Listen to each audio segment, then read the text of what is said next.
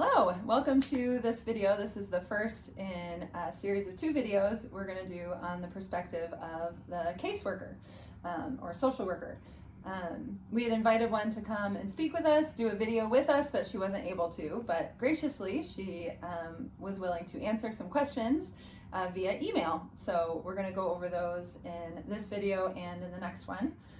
Before we get into her questions and answers though, she had some comments that she wanted us to share. She said, firstly, I wanted to start by saying I'm not an expert by any means. I also want to say that each caseworker is different and has their own perspective and way of viewing things. Each agency is a little different as well, and in this field things are constantly changing. I always feel like there is more for me to learn and grow as a caseworker. So that was her little disclaimer she wanted on the start.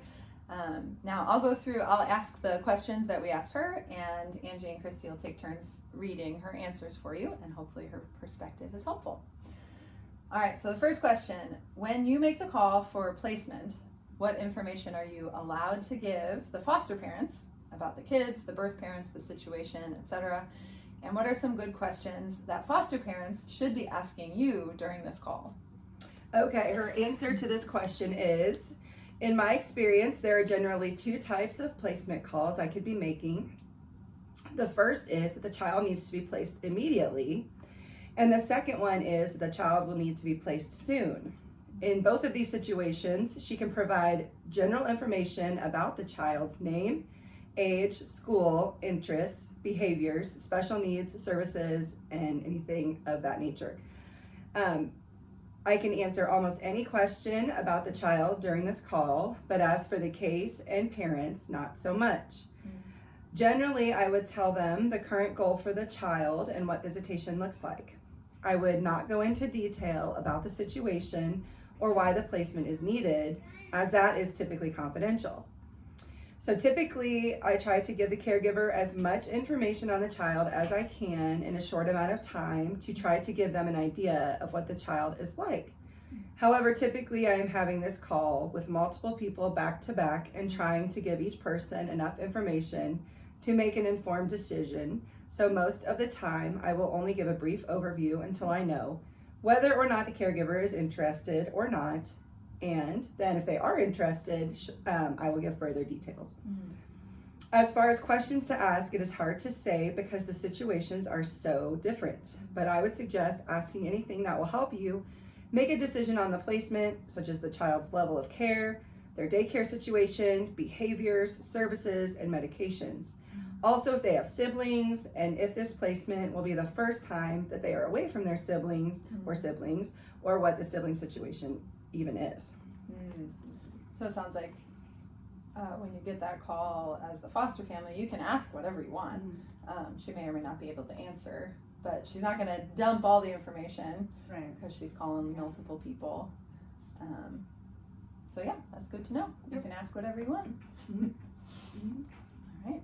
Okay, the second question that we asked her was, what do monthly visits from the social worker look like? What is the purpose of your visits? Do you need to talk to parents or kids alone, and why? All right, and this is what she wrote. Monthly visits range from 1 to 3 times a month based on the type of placement and child's level of care, meaning that I, as a caseworker, I'm required to see the child in the home that many times per month. Typically, I will visit with the caregiver for a while and the child for a while, either together or separately, depending on the situation. This is to answer questions, talk about the case, talk about the child and their needs, medical, school interests, etc.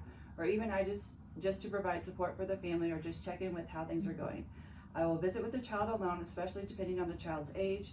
We are encouraged to visit with their children alone at every visit to ensure they have a chance to speak with their caseworker about or without anyone else present. Sometimes this could be a time when the child may talk about their parents, siblings, past trauma, or things they have struggled with at their other placements, or really anything. This varies on the child. I personally do not check out the entire house and the child's room at every visit, which is nice, but some caseworkers do. Not every visit is that in-depth, however. It varies. Sometimes the caseworker or caregiver is on a time crunch, and a quick visit is okay too sometimes, as long as I'm able to visit with the child and caregiver in the home. As a caseworker, I need to be aware of how the child is doing emotionally and physically, if their well-being needs are being met, and or what they are needing to meet their needs. Since I do not live with the child like the caregiver does. These visits allow me to remain updated on what is going on, address concerns, offer support suggestions, or address what else might be needed. I also need to ensure that the child's needs are being met and that the child remains safe. Okay, that's good to know what the caseworker is going for with Yeah, those visits. So yes, foster parents, yeah, they know kind of when they're coming, what to expect, and how much to clean their house. Sounds like a very caseworker to caseworker. Yeah. And just to not feel threatened that they want to talk to the Right, and that's foster normal kids. if they ask to talk. Yeah, Why just are to you give doing them that? a chance to. Yeah. Makes sense. Yeah. All right. So we're gonna pause after those 2 questions, and we'll do 2 more questions in another video.